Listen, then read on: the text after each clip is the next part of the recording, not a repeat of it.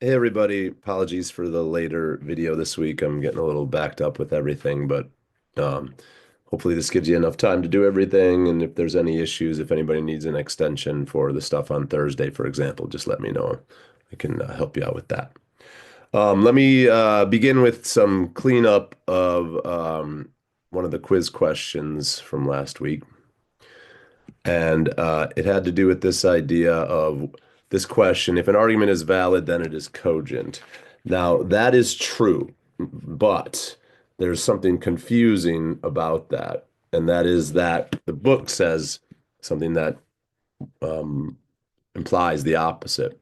On page 95, the book says an argument is cogent if and only if it is not valid. So that means cogency and validity are different. They can never both be the case. Um, the book is wrong. I don't know how else to say it. And the reason why, it's pretty simple. If I say, I'll go back to this one. Uh, most cats have four legs. Fluffy is a cat, therefore Fluffy has four legs. This is a cogent argument because the truth of the premises makes the conclusion likely. Right? So that's a cogent argument. Well, now if I go down to your favorite example, all dogs are mammals, Annie is a dog, therefore Annie is a mammal. The premises guarantee the conclusion. Well, you know what a guarantee is? It's 100% likelihood. So if something's 100% likely, it's likely. So that's why if it's valid, i.e. 100% likely, it's cogent. It's likely. Okay, so the book is just misleading along those lines. If it's the other way, it's false, right? And being a cogency does not imply validity. So that's where the 99% thing comes in, right? I mean, 90% cats have four legs, Fluffy's a cat. That's a cogent argument, but it's not valid because the conclusion is not guaranteed. Fluffy could be like my three-legged cat in grad school, who we named Tripod, right? Okay. So some cats have three legs, in other words. And so that's why this is, even though this is true, right? This is not guaranteed to be true. And so even though it's cogent, and likely that this is true, it's not valid. Okay, so that's that cleanup. So, but since I'll give you the benefit of the doubt and assume, and some of you verified this, that you got, if you put false, it's because you were relying on this. So I accepted it either true or false. But just for the record, and so you understand the concepts, that's how validity and cogency should be understood. All right, so let's dive into chapter four. We're still in the phase of looking at arguments and evaluating them. In other words, we're not reconstructing anything yet. Okay. So now what we're going to do is we're going to assume we've established the validity of an argument, and now we're wondering, is it a good one from there? And the only other thing that needs to be the case when it's valid is that all of the premises taken together must be reasonable. So, again, I'm using like this really oversimplified term, good. Feldman loves terminology and he's using all these other words, well-formed, blah, blah, blah, blah, blah. Uh, and I just want to say good or bad argument. A good argument is one that's where the conclusion is reasonable. It adds to your knowledge. It's logical. It's the kind of thing you want to rely on to believe important things about your life, blah, blah, blah, blah, blah, right? Good arguments. So what makes it good?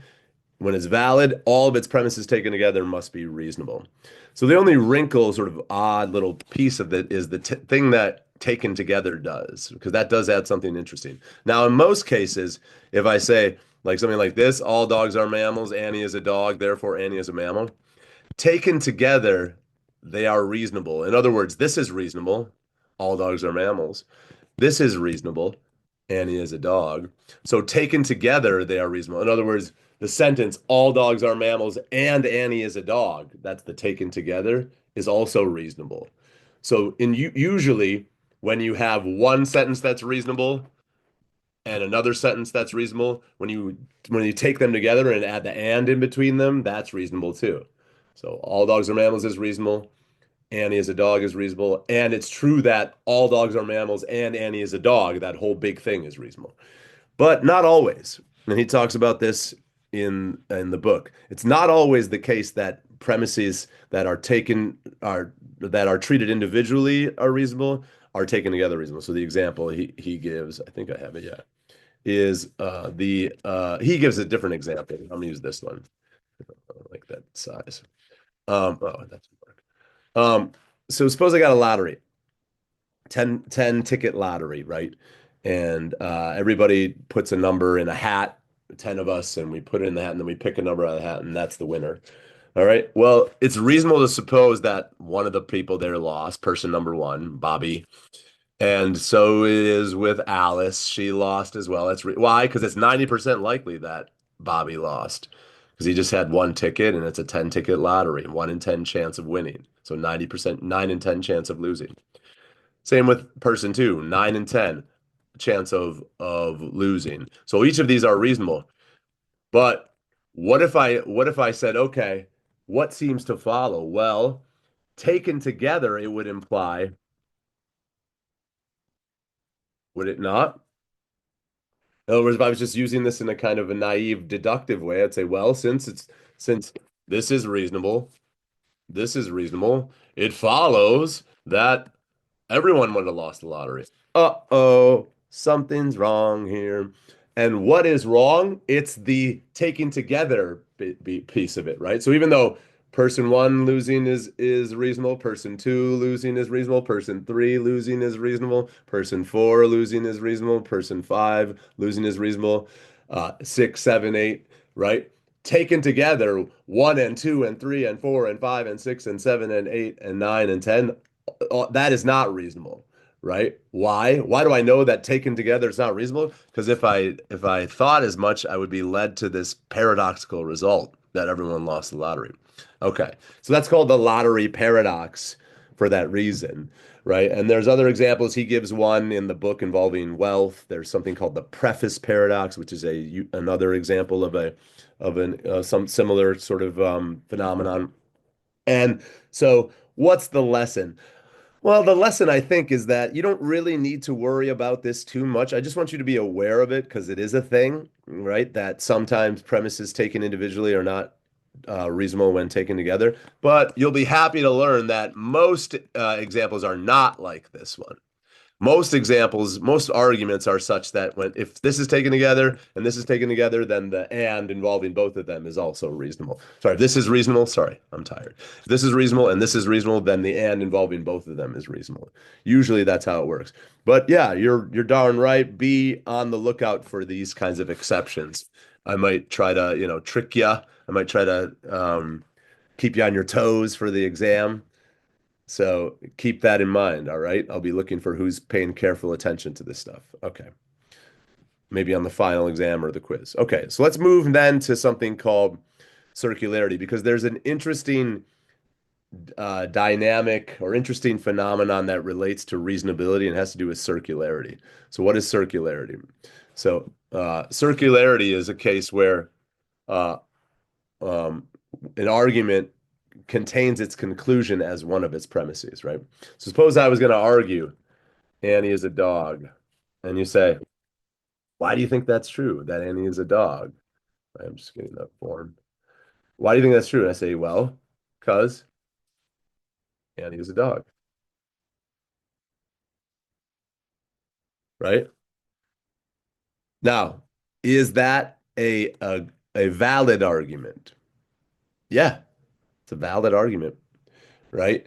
Uh, the idea that it's valid is pretty clear if you get at the structure, right? A, therefore, A. You will never be able to come up with any example where this is true and this is false because they're the same claim. So it's a valid argument. But now we're wondering why is it a bad argument or why shouldn't you argue this way? Well, it relates to this notion of reasonability and it relates to when arguments come up, right?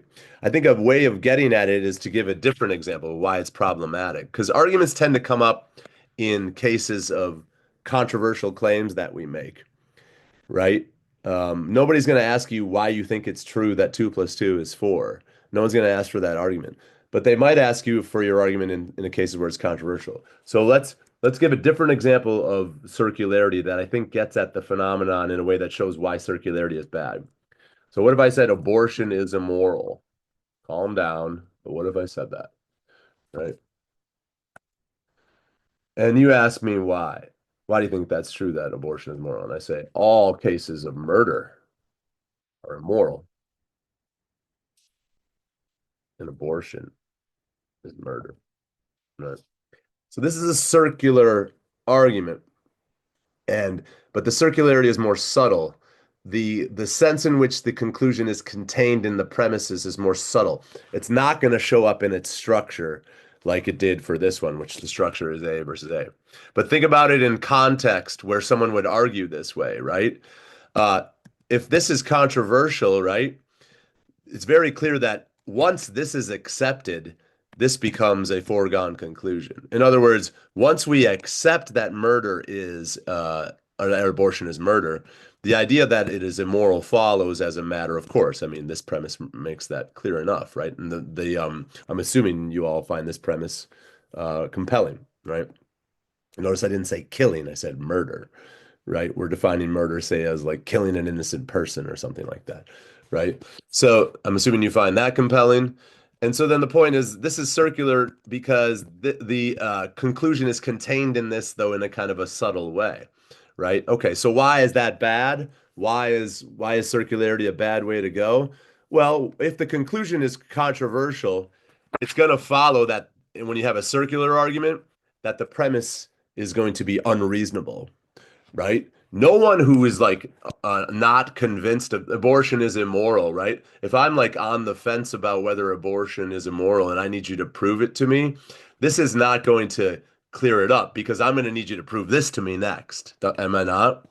Because like I didn't, if I already thought it was murder, I wouldn't need to be convinced in the first place. So in other words, you got your work cut out for you if you think abortion is immoral. You're gonna have to defend it using a good argument. If you defend it in this way, you got your work still cut out for you because you haven't really cleared up anything. Now I need to know why this is a reasonable thing to think, right? And so that's why circularity is bad. I mean, it's even more obvious in this case, right?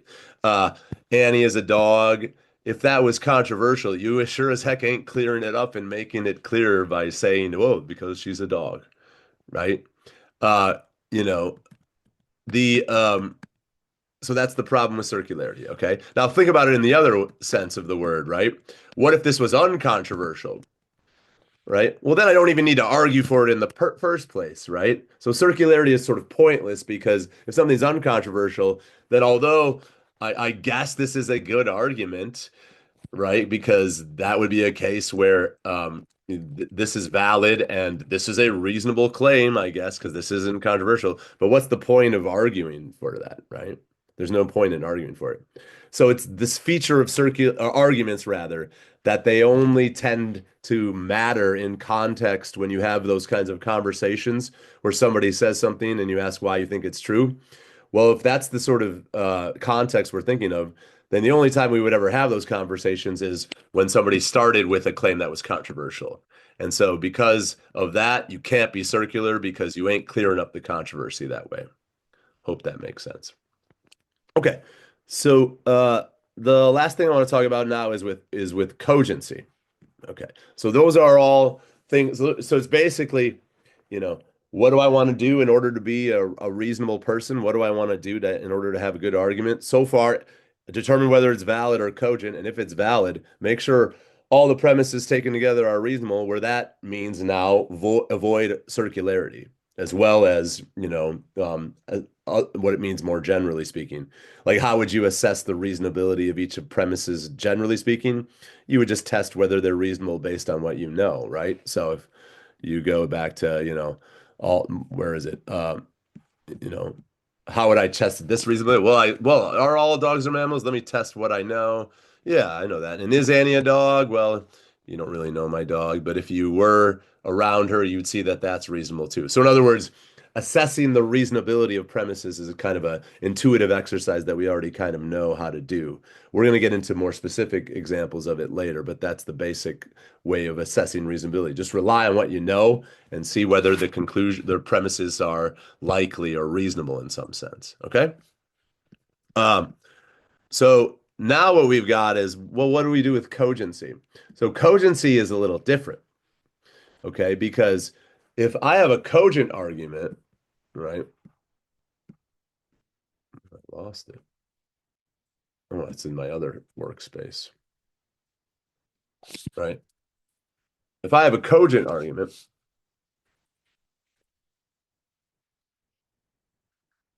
and let's suppose I have a reasonable set of premises. And suppose you know I have a cat named Fluffy. Let's just suppose that that's reasonable.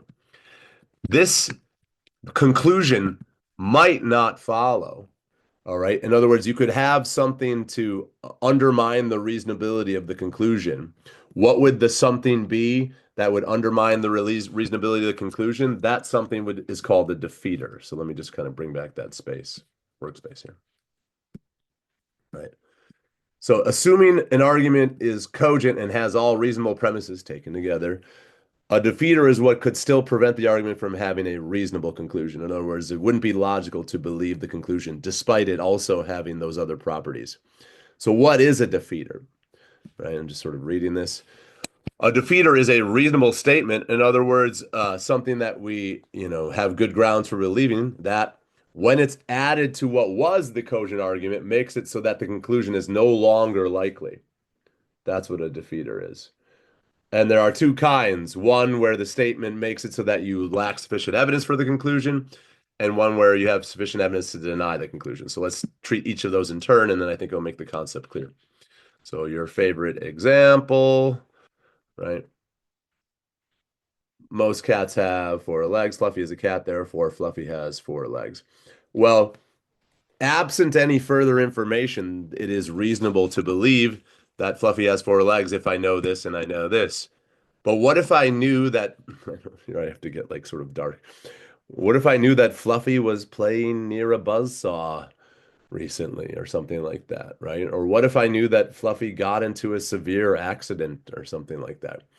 Or what if I knew that Fluffy was on a sanctuary for three-legged cats and she lived in this sanctuary, I don't know, like this deserted island, tripod island, where all of the three-legged cats could frolic freely, right? Well, that would make it so that I had reason to deny that that Fluffy has four legs. So that would be a reasonable statement that now has sufficient evidence to deny the conclusion. It's called a rebutting defeater if you want to use that example. Okay. Well, what about the undercutting defeater? Well, so what if I say something like this? Most times I see things a certain way. They are that way. Bear with me. I see that the cup in front of me is green. Therefore, the cup in front of me. Right. Okay. Uh, so this is a cogent argument, right? So what would be a defeater for it? Okay, so here's I don't know. It's got like a little bit of green in there. I don't know. Is that teal? I don't know. Uh, well, what if I knew that I just took some mushrooms? This is where my brain inevitably goes with my examples, right? What if I knew I just took some mushrooms, and so the mushrooms give me these hallucinatory experiences where I have no idea of the actual colors of things because I'm having this hallucinatory experience, a grand old time, right? It's been a while for me, right? But let's suppose that that's going on now. So that's a defeater. But in that case, do I know the cup isn't green?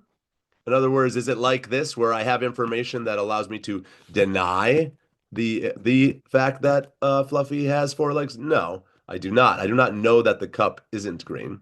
Okay. But I don't have the ability to say one way or the other whether or not the cup is green. So that's that kind of defeater. That's that sort of undercutting defeater.